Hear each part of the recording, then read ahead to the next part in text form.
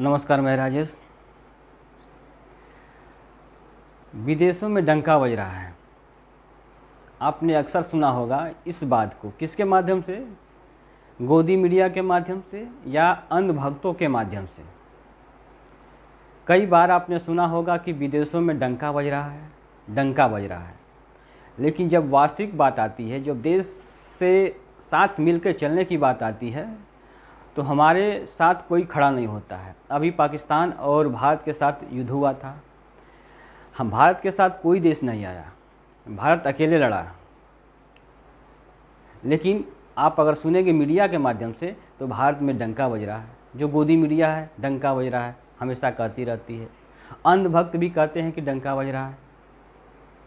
वहीं पे पाकिस्तान था, उसके सपोर्ट में चीन खड़ा था और खुल के खड़ा था। वो तुर्की खड़ा था उसके साथ में। लेकिन हमारे देश के साथ कोई नहीं खड़ा था, लेकिन फिर भी डंका बज रहा है उनके माध्यम से। विदेश में जाके घूम आना, ड्रेस बदलना, फ़ोटो खिंचवाना, ये डंका नहीं कहलाता है।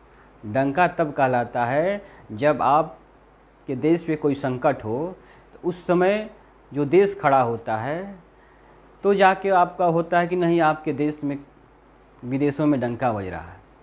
लेकिन हमारे साथ कोई नहीं खड़ा था, फिर भी डंका बज रहा है।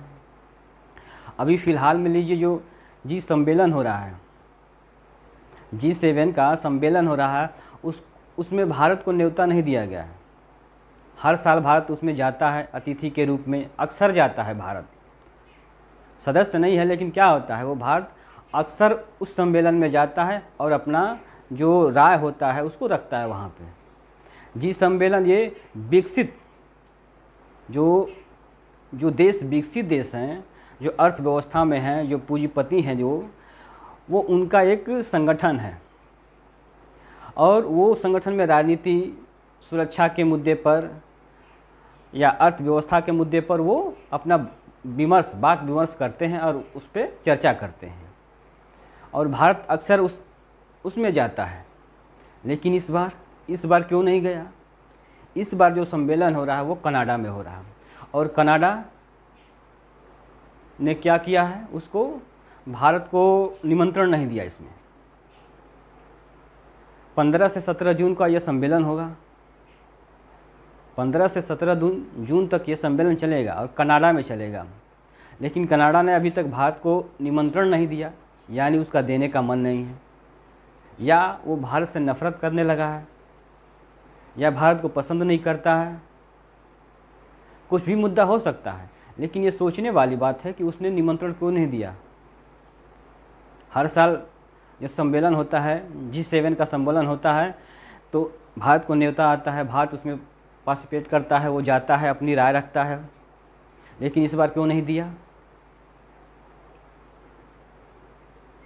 ये सोचने वाली बात है कि विदेशों में भारत की छवि कैसी है।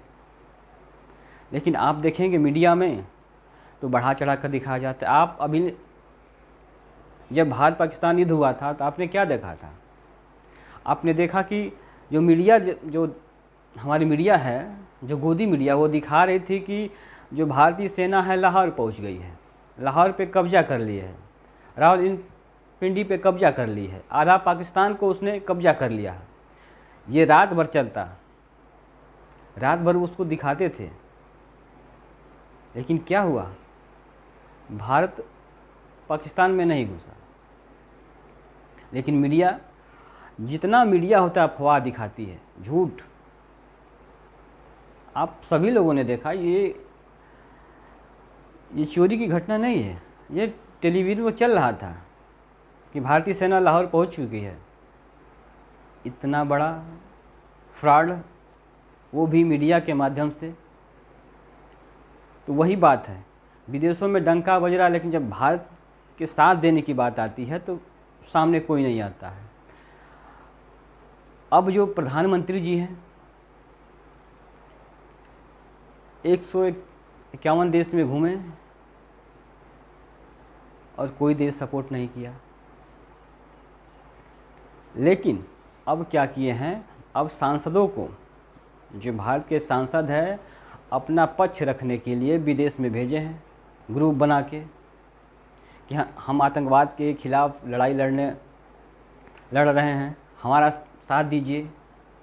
अब कितने देश साथ आते हैं वो तो बात की बात है, लेकिन जो प्रेजेंट टाइम है उस समय तो कोई नहीं आया। तो जो जी सम्मेलन है आपका, इसमें 7 देश हैं। इसमें 7 देश कौन कौन से हैं?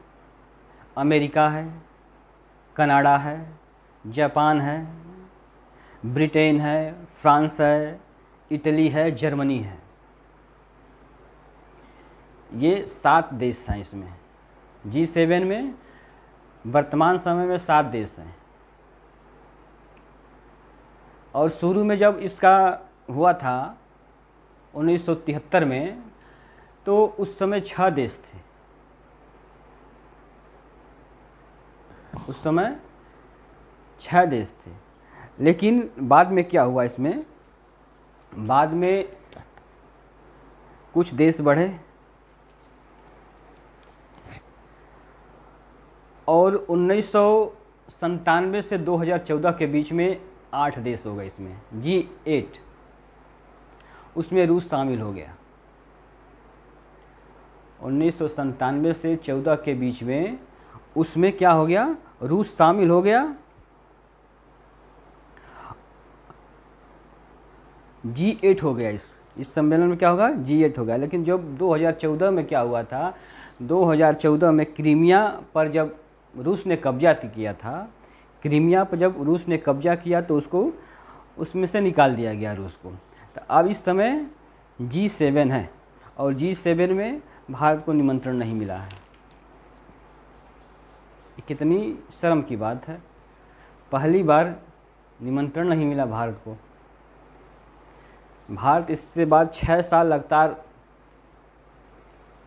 गया है उसमें। अब कुछ लोग कह रहे हैं कि ये हो सकता है कुछ कंडीशन हो, कुछ मजबूरियां हो कनाडा की, लेकिन जो भी है, लेकिन अब भारत की जो स्थिति है वो देशों में क्या है आप समझ चुके हैं। हमारे यहाँ अभी IPL चल रहा था, थोड़ा सा IPL की बात कर लेते हैं। IPL चल रहा था, उसमें RCB ने फाइनल जीता। आपने सभी लोगों ने देखा कि IPL में कितना पैसा खर्च हुआ, कितना प्रचार में हुआ, और उसमें एक IPL में जो गेम है, जुआ है, सट्टा है, वो भी जमकर खूब चला। भारत सरकार इसको अथॉरिटी दे रही है जुआ खेलने के लिए। जो नौजवान हैं, जो भारत के लड़के हैं, बच्चे हैं, बूढ़े हैं, सभी को अथॉरिटी मिल चुकी है। किसके द्वारा? भारत ने ऑनलाइन गेमिंग स्टार्ट की है, क्योंकि उसने ही तो रजिस्ट्रेशन नंबर दिया होगा।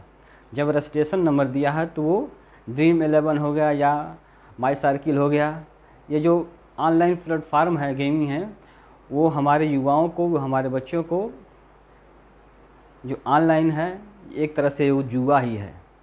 उस जुए में उसको ढकेल दिया और वो अपना पैसा, अपना समय बर्बाद कर रहा है।